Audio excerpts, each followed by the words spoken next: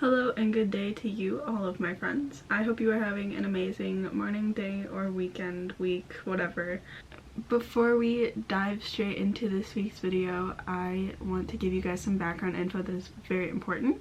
So my dad owns a comic store. A lot of Gerard Way's work I can ask him to get for me, and so he will get those comics, which segues us into why I'm making this video. So my dad got me The True Lives of the Fabulous Killjoys, the graphic novel itself, this one. He got it for me back in 2018, and within the past year or so he also has gotten me both Umbrella Academy volumes. 2 days ago I posted a TikTok because he got me The True Lives of the Fabulous Killjoys California, the newer print, and he also got me the 3rd volume of Umbrella Academy. So I posted this TikTok.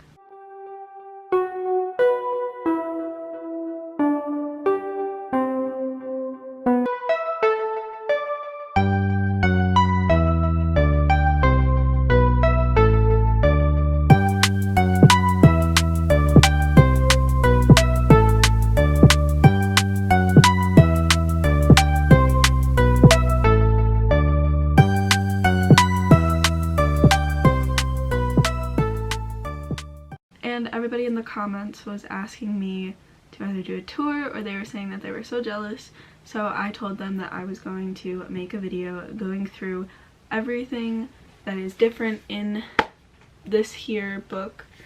And I'm also going to be doing a second little episode of everything that is in the 3 Umbrella Academy volumes that I have. I'll just be running through, I won't be going through everything obviously. And also in this, I won't be going through everything in the comic. I'll be giving you some background info, intro, and then I have all of these sticky notes that I went through on a live video. I just made sure that I was getting everything that you guys need to see. That being said, I just want to let you all know that these two are the exact same for the most part. They are the same in the sense that they obviously both have the comic series in them. This one is just smaller. It gets straight to the point. It is sectioned off with chapters and the variant cover. In the back we have a little bit from Shaun Simon and a little bit from Gerard himself with this iconic photo. In the front, it's not very much. It's just the little intro and the credits page. So there's like content in here, but it's not what we're talking about today. In this, like I said, it is the exact same for the most part. This much is the comic here. All this here is the comic, and then the rest of this, all of this here and this little bit here are extra pieces of information and some background into when they were designing everything, and some pieces of like the variant covers and everything. So I'm going to be running through all of that. Yeah, this is going to take me a couple days to film, so my outfits are going to change. I hope this is everything that you guys will have wanted, and please enjoy. So we're going through the comic in this section. In the comic itself, the girl from the music videos is older, and we get more insight on Battery City. We get to see what the city looks like more in depth.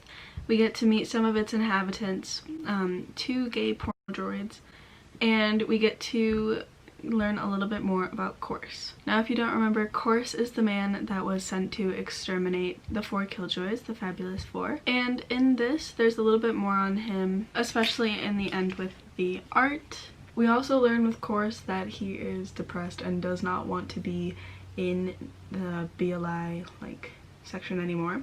So at one point he is taken to what they call the tube. He realizes that there's nothing wrong with him, and he breaks out of what they call the tube for decontamination, kills the 2 workers that are there. Stranger Days, you can pause to read right here.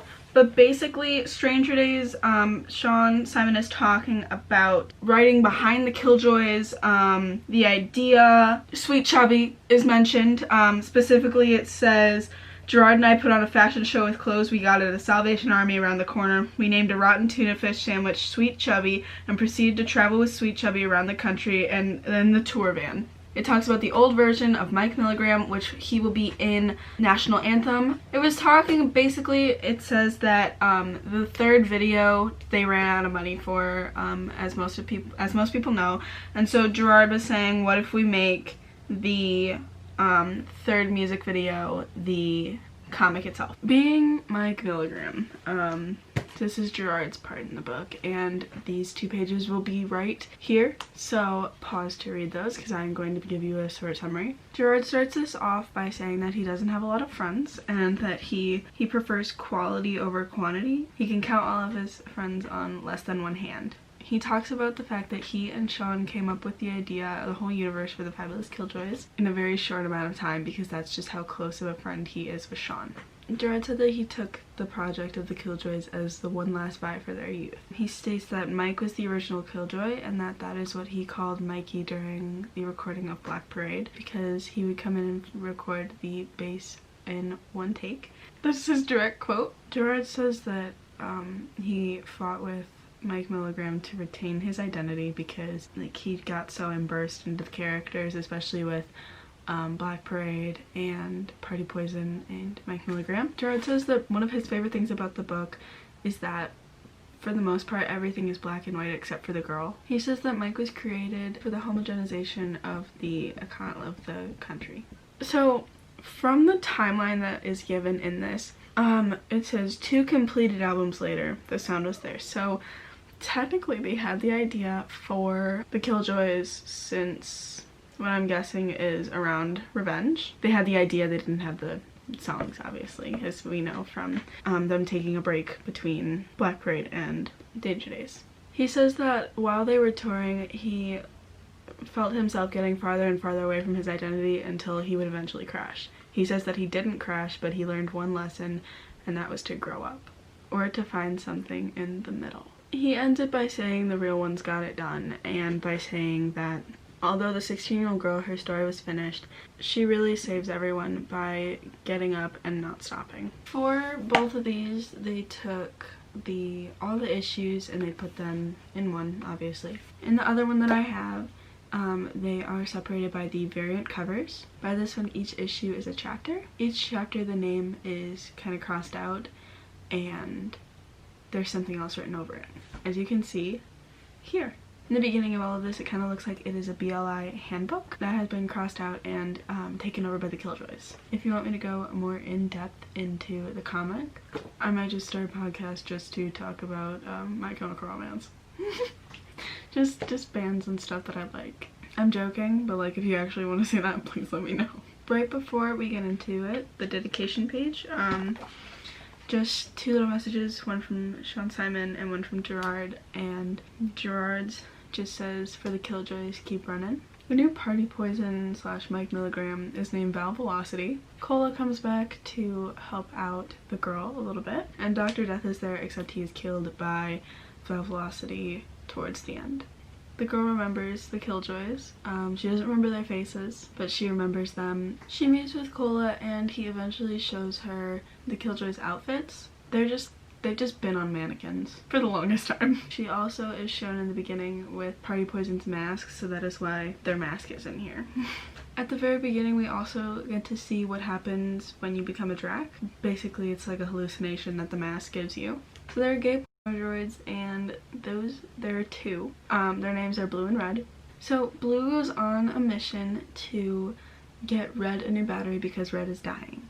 But basically, she goes through this whole thing, and at the end they tell her that the battery that she's looking for is not in service anymore and that she as a droid cannot get a battery for her significant other. So like any rational droid would, they try to escape the city. They get chased by droids for a very long time, and at one point they almost get caught, like you do. They make it out of the city and Blue is like, we did it, and Red, I need to show you the picture. Okay, this is the picture. Red is telling Blue to run and she explodes, and so it continues with Blue running away from the city. Eventually Blue dies because she is shot by one of the droids. It continues with the girl telling Cola right as he's dying that Dr. Death was killed by Val. Cola tells her that he's with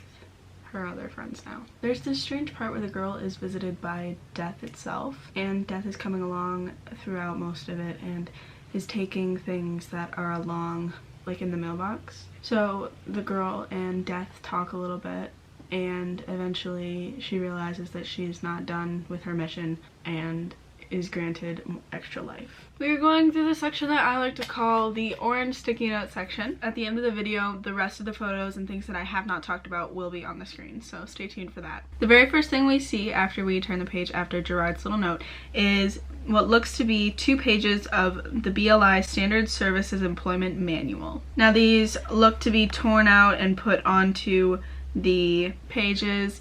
It talks about Plus, and it is a stimulant. It is a BLI manufactured android, pharmaceutical, and tremendous source of revenue to the BLI. They kind of look like porno droids, which will also be brought up in a little bit. It also, on the facing page, talks about body bags. Now, body bags are a noun.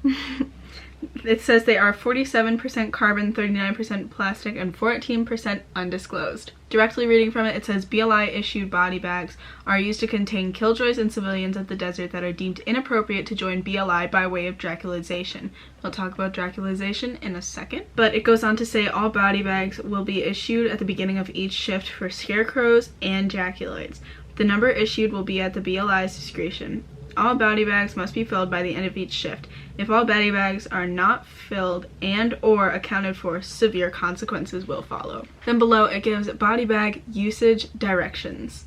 And I'm just gonna tell you, body bags have temperature controls. You can set them to 98.6 degrees just to keep yourself there. And trigger warning for death. The only reason that they are put at 98.6 degrees so that they will ensure the subject will continue to decompose during the cold nights of the desert.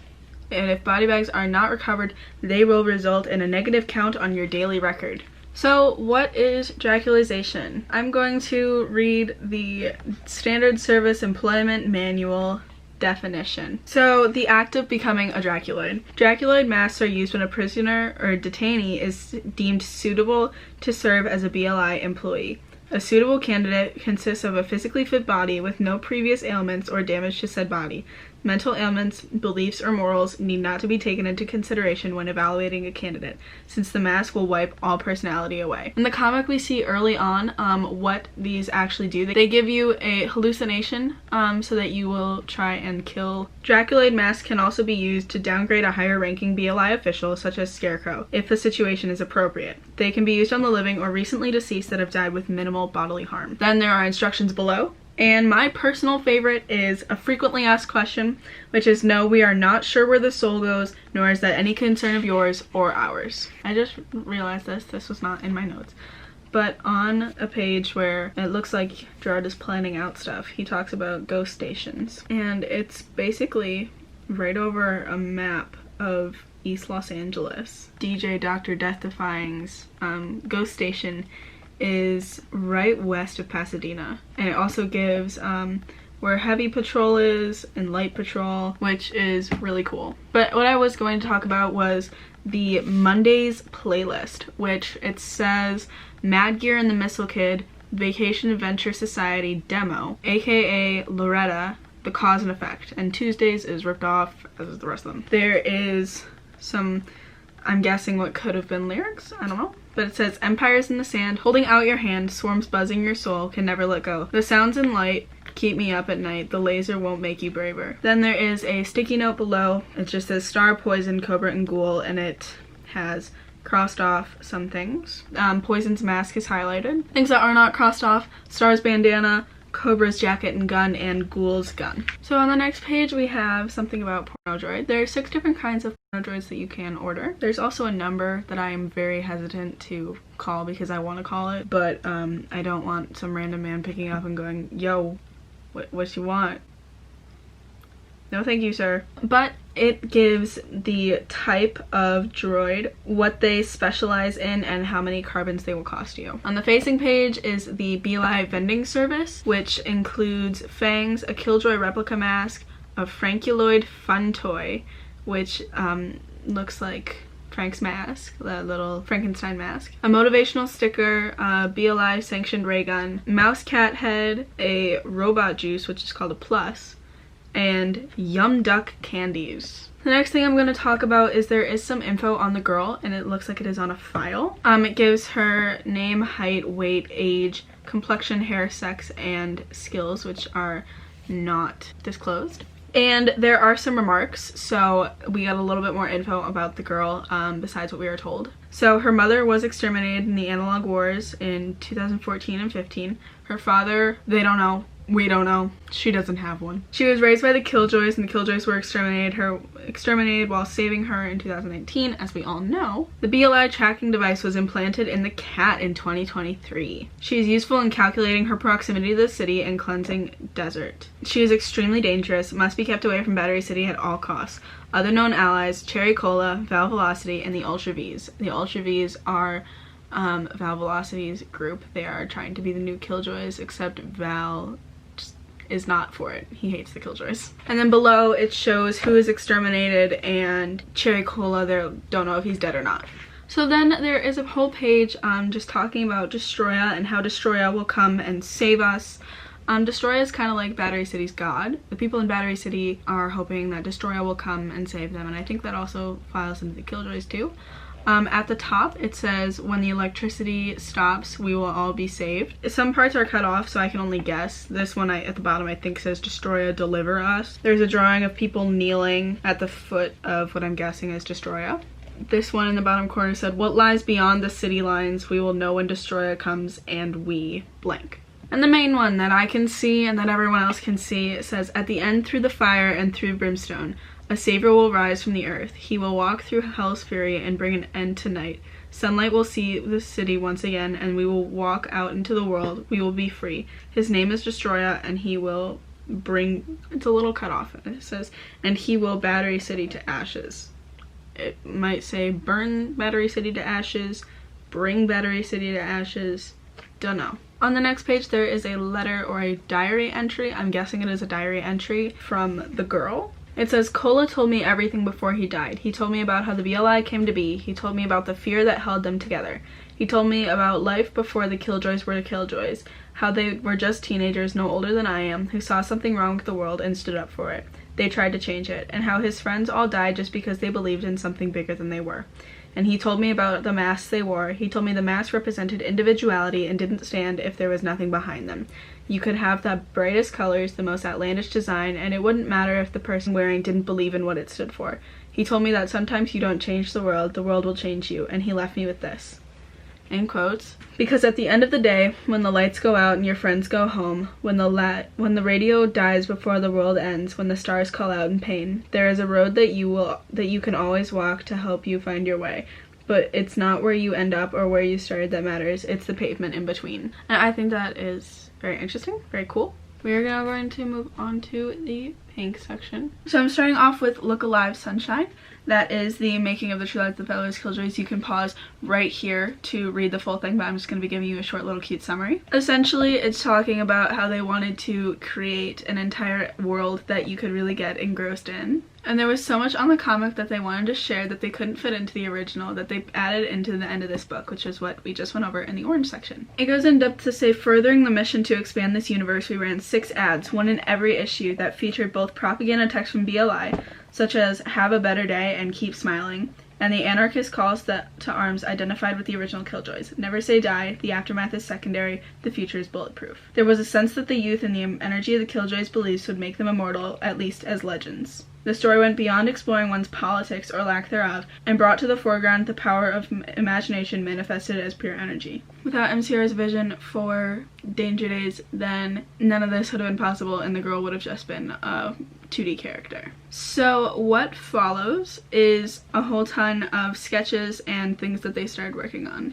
So there are some early sketches of Dr. D. The sketches of Dr. D include him on his wheelchair, just his wheelchair, and his face. There are sketches of the girl and her cat pre-haircut. One of my favorite pieces is this promotional piece, which is a bunch of TVs in front of the girl. There are also some layouts for pages 20, 22, 23, and 27. which are very interesting because of how detailed they are. This cover with Mouse Cat on it is one of my all-time favorites. It is for issue number 1, Ghost Variant by Gerard, and I absolutely love it. I want it as a poster. It is so insane and so cool. After that Mouse Cat variant cover, it is followed by 4 pages of the design for Course, which is absolutely insane. It's so interesting to look at because we have the muscle and bone breakdown. We have him sketched out, and then we have him sketched out with the muscle and bone below it, red and blue. Then we have it in more darker neutrals with some BLI propaganda behind it, which I think is absolutely insane. It's so cool. Then we have my absolute favorite variant cover. It is of issue 4. I love the colors in this, the way that I'm gonna call it a hoodie, it's not a hoodie, but the way that it just looks on her, it looks absolutely amazing. It's my favorite. I want a poster of it because it's just so cool. Then we have the issue 5 variant cover, which I think is very interesting because it has death and it also has the mailbox, which is all painted, and there's like candles and flowers on it, and it draws your eye to it because it's the only thing that's fully colored. Everything else is just basic colors. And the last one we're going to talk about is the Hot Topic commissioned issue number 6 cover. It's a nice change for the style of art. I think it's very pretty. That is all of the True Lives of the Fabulous Killjoys California edition. I really hope you guys enjoyed that video. Make sure you like, comment, and subscribe. Comment down below anything else you want to see. Tell me your favorite piece of art from this because I think all of it is just so beautiful. There are definitely some favorites that I have, so tell me yours. Just to let you guys know that if you ever need someone to talk to, my social media is linked below and I'm always open to talk. I love you guys so much and I want to make sure you're all doing well. Bye guys!